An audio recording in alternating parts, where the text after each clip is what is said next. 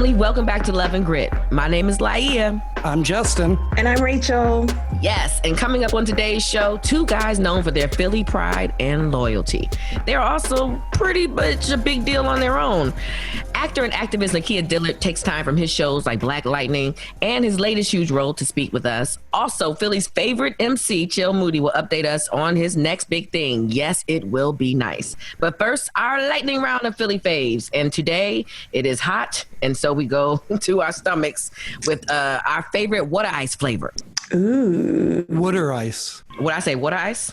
You said water, but like I had to learn to say water because I grew up saying water ice. Water.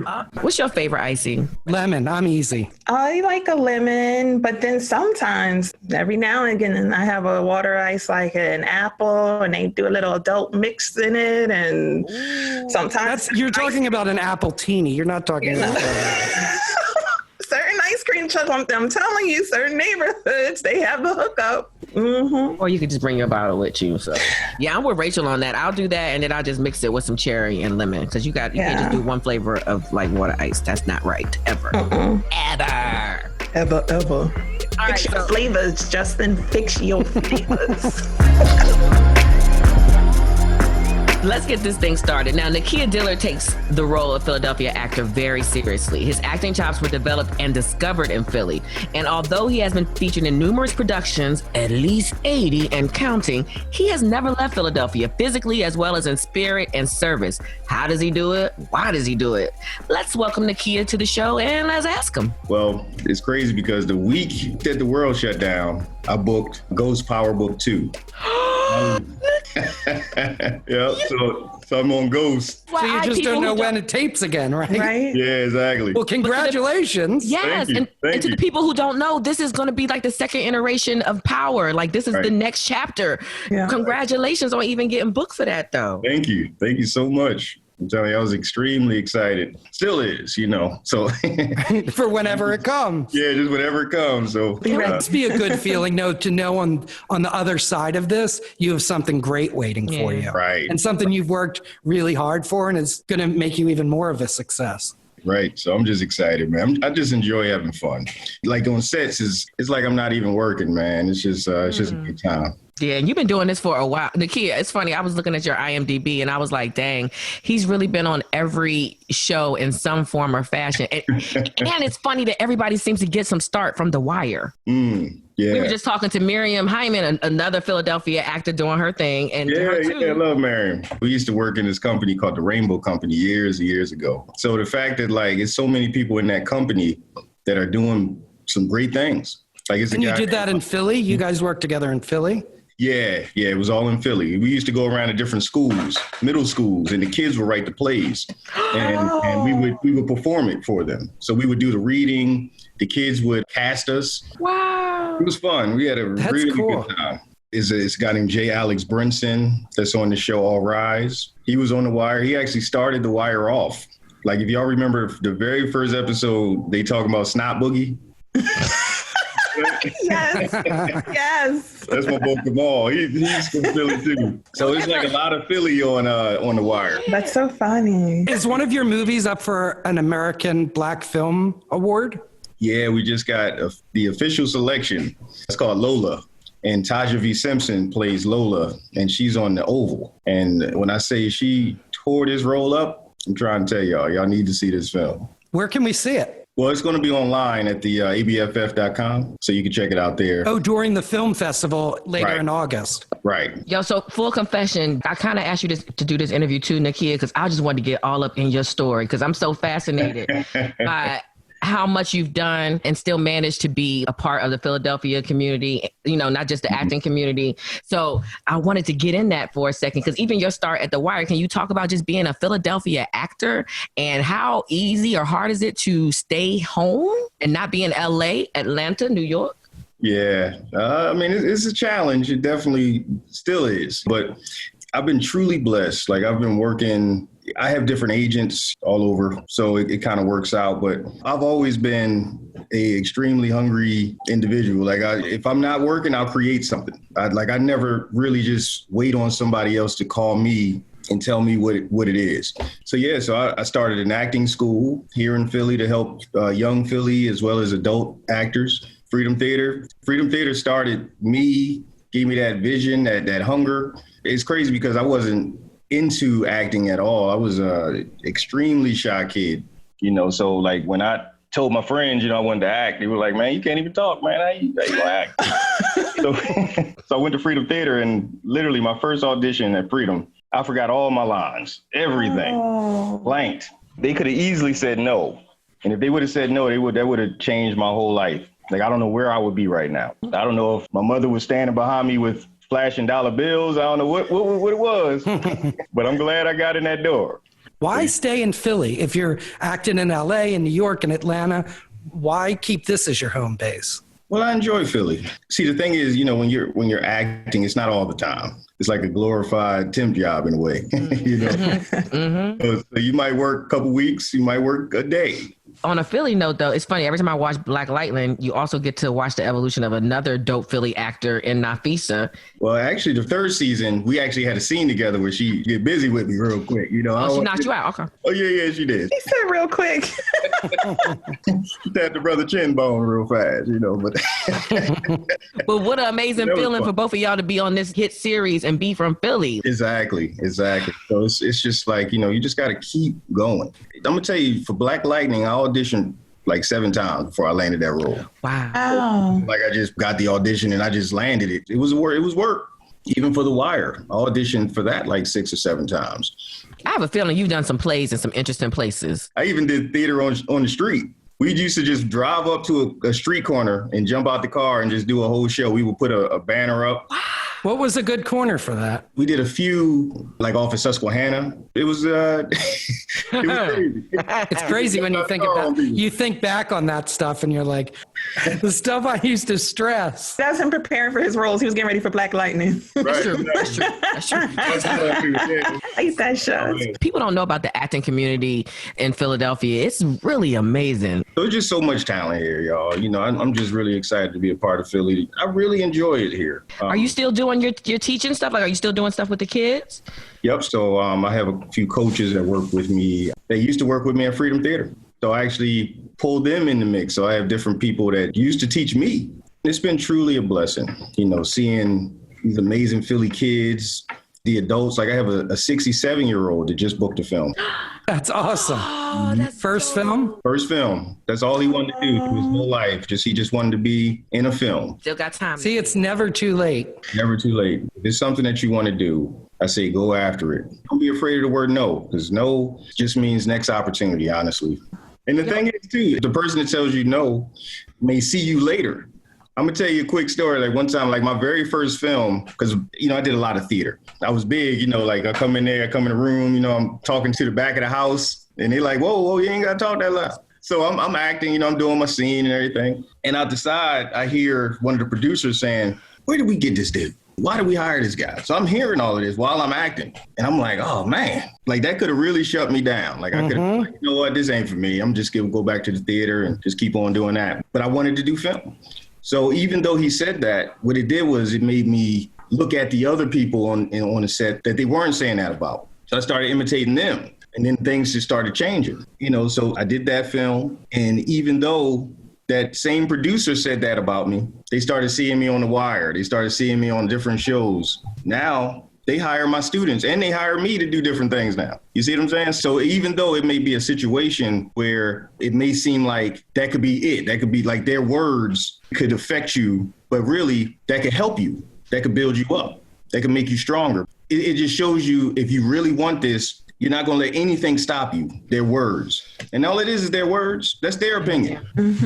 So you just keep on going. It goes back to the name even of our podcast. You have to have the love for what you're doing, but the grit to withstand if there's anything. Look at that. You like that? Yes, I love how I tied that back in? You brought that back around. That's what she doing. Why would she do it? They really can't even let a segue go. We have to celebrate a segue.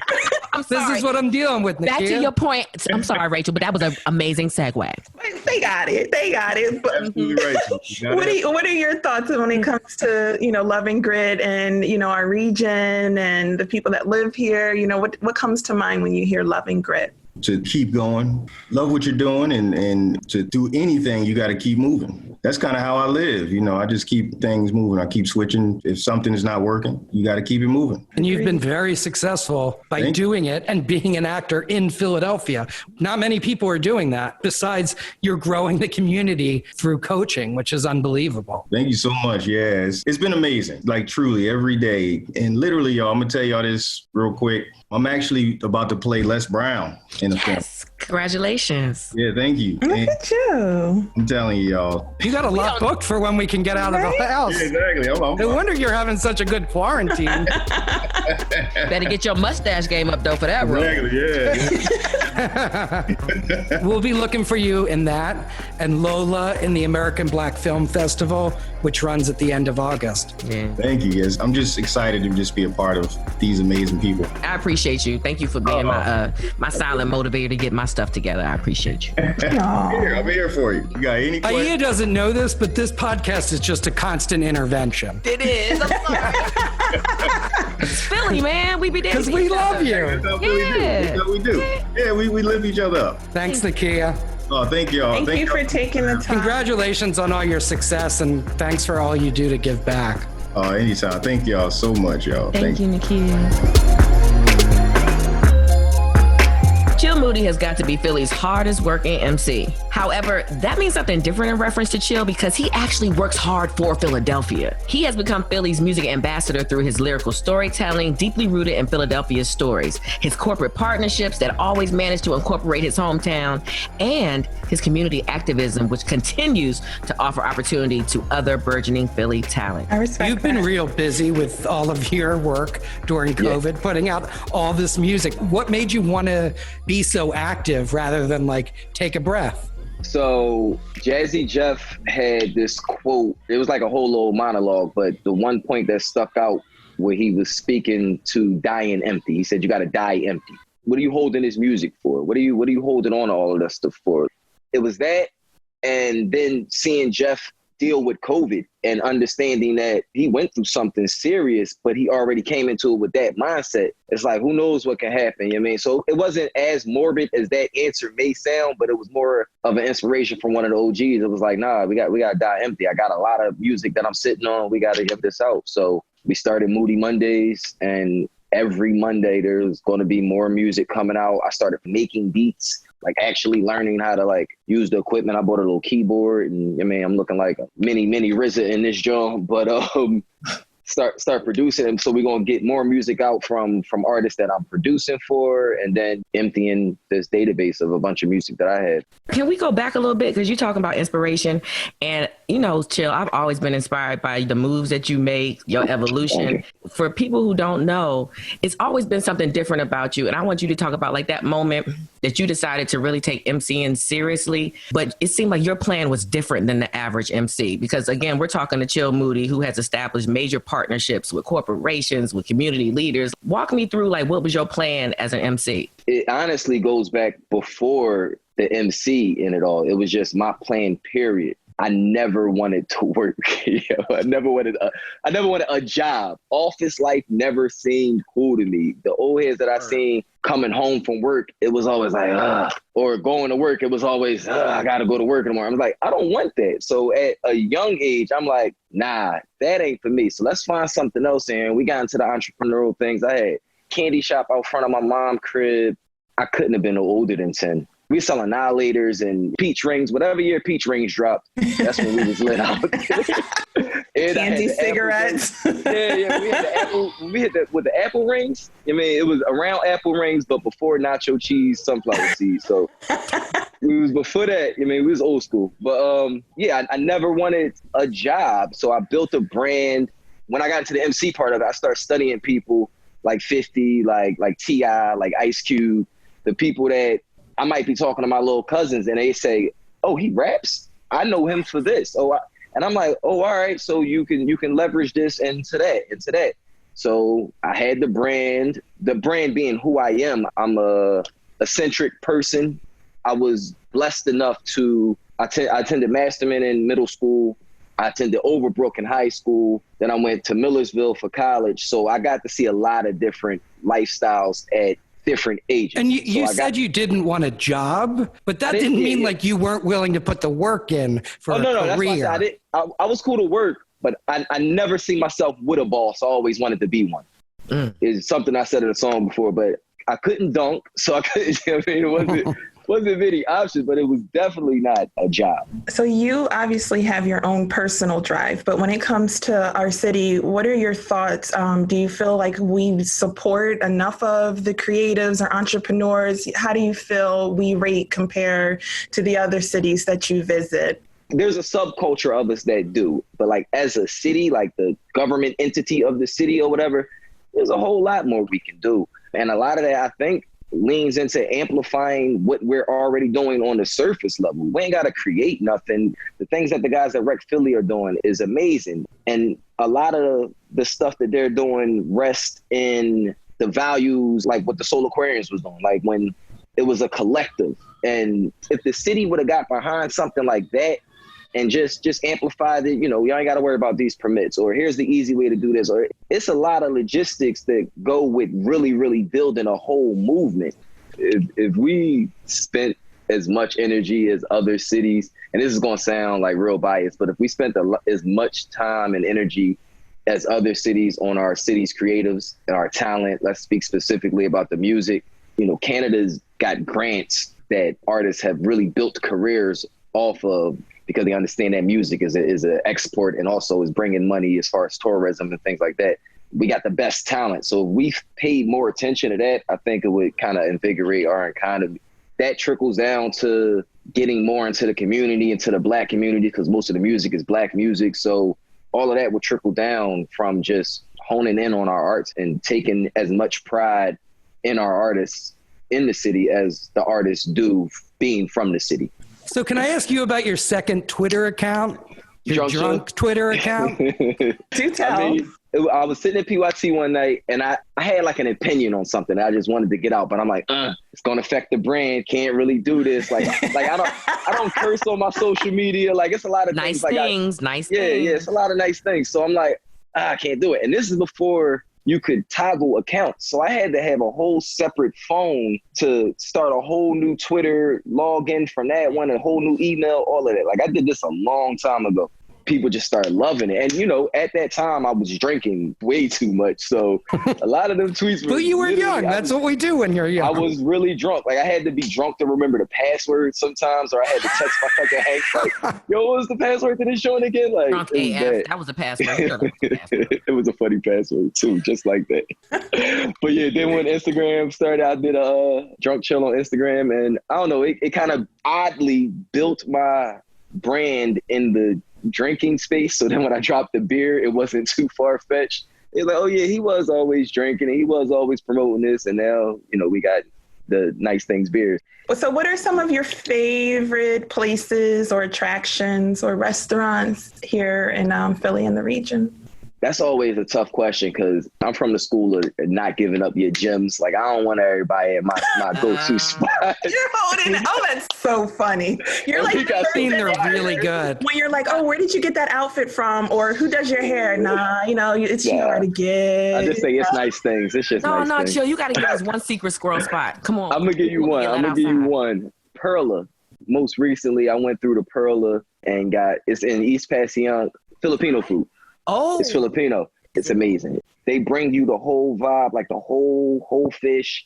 Eat with your hands. They put it out on a banana leaf. It's an experience. So I had recently went and did some pickup from them. And I stopped there. I stopped by Mark Vetri's spot, the new Pasta John. I got something from there. And then other than that, I play certain chefs close. Like Chris Service is probably one of my favorite chefs in the city. So when he had Blue Duck, I was there. Chris Service. I'm trying to throw them out quick so everybody don't just grab them, because I don't want everybody on my means. But that's the thing about Philly, is these hidden gems are really what makes it a great city to hang out in. And, you know, we keep talking about like, this is a time for us to be tourists in our own backyard. It's fun to discover these things. Yeah, Yeah. And always more I than one discovered reason to I'd come never back. been to, what was it, like Wissahickon Trail or whatever. Like, Mhm. I ain't hiking. And then I had went there. I'm like, oh, this is kind of cool. I can do this. You know, get a little walking stick. Be out here. Yes. See the waterfalls, like secret waterfalls. Right. I like that kind of stuff. What do you have coming up next? Obviously, you're releasing new music every Monday. Your website Yeah. looks so awesome. Thank you. Chillmoody.com. Yeah, Moody Monday, new music every Monday. Nice Things Beer will officially be launching this fall. We had been partnering with Dock Street on a couple beers. We did a Nice Things IPA. We jumped back around and did a Nice Things Cream Ale. Right here. And yeah, now Nice Things Beer, Nice Things Beer is officially going to launch this fall. New sneakers. We dropped custom New Balances with Garrickson. I just need you to pause. I need you to stop. Let's not act like this is typical, okay? That every MC that we know even has a shoe, okay? Right. So I need you to tell me how New Balance was like, Chill Moody, we want to do business with you. Mm-hmm. So we partnered with a company called Garrickson, who specializes in customizing shoes and things like that. They approached me and was like, yo, we should do a custom New Balance. It sold out. We only did 50 pairs. They sold right out. So I'm like, all right, let's come back. Let's hit them again with a New Balance collab. But ultimately, I would like to have like my own Nice Thing shoe, like not like a collaboration. It's a Nice Thing shoe. So very, very similar to how we did the beers. Next summer, you might see, you know, some Nice Things, water ice and ice cream parlors. Ooh. You know what I mean? Like the sound of that. You What's your favorite water ice flavor? Everywhere. I like pistachio. Ew. That's not weird because Listen. it's such a Philly thing. Listen, it don't taste like you think. You got to go to Fred's or George's and get like a pistachio mango joint. You mix Green. pistachio and mango together? That sounds weird. No, it's not. I promise I'm you fine it's with fire. it. Are you just saying that so that we do it? And then I was a little upset that y'all asked me because I knew I was going to get a truthful answer and I'd be judged. And we're not judging. We're just like, oh, he's so, I'm judging the mixture, he's not so the potassium. creative. Put mushrooms on his cheesesteaks. Wait, what do you put on your cheesesteaks? I'm from West Philly. Salt, pepper, ketchup, mayonnaise. Yeah, that's it. All right. Wait a minute. So we were judging Chill about his water ice flavors, but Laia had like a cheesesteak sandwich combo. It was a seafood. She was trying to tell us about a seafood What you cheesesteak. do, yo? We asked your favorite cheesesteak. This is what, like, when we were first starting, it was like the first episode of our, of the podcast, and everyone's like saying their favorites, and she's like, wait a minute. She's like, My I young like boys ceviche got on my They got cheesesteak. Justin's like, that sounds Sandwich cheesesteak is smelly. Hold your nose and eat that sandwich. It's good. What's your favorite cheesesteak, Jill? And then we'll let you go. West Philly Jim's had the best cheesesteaks. They closed down now, but Jim's in West Philly had the best cheesesteaks in the city. My low-key joint was Gooey Louie's for a minute. Everybody didn't really know about Gooey Louie's. Gooey Louie. Yeah, they got a good cheesesteak. Gooey Louie. Okay, we have a lot of things to try, thanks to you. I love for you to walk somewhere and be like, yo, Chill, put me onto this. Like, that's what Nice Things was really born from. Thank you, Chill. Thank you for repping Philly Thanks. to the fullest. Thank you for building, you already continue know. to build Philly. Thank you. No, thank y'all. This is a cool, very relaxed conversation. These Zoom things have been stressful, so this is nice. So these were a couple cool guys to get us through the dog days of summer. Yeah, I need to get. Go ahead, Rachel, make fun of me for saying dog days of summer.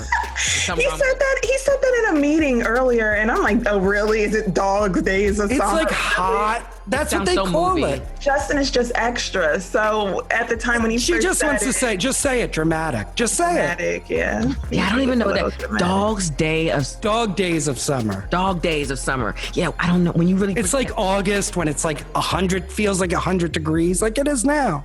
Okay, Yeah, so a dog but- would like die. Okay.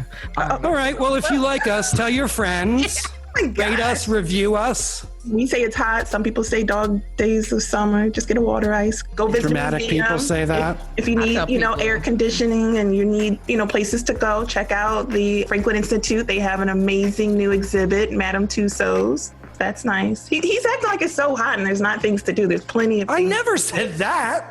I know, You but just said it was hot as Hades, so and he was it's hot as depressing. Hades. Yeah, but thank God for Chill and Nakia because they were motivating, and we all need to get our. I mean, the game up and man's our name branding is up. Chill. It's exactly what we needed. Yeah. Yeah, right. Yeah, That's exactly true. what we needed. Nice things. Celaya, are you going to try that mango pistachio water ice? No, please. No, thank you. No, please. I don't even do pistachio ice cream. I don't even do pistachios. I just like the commercial. Pistachio water ice is very good. Okay. I'm going to believe you. Bye, guys. Have a good one. Bye, y'all.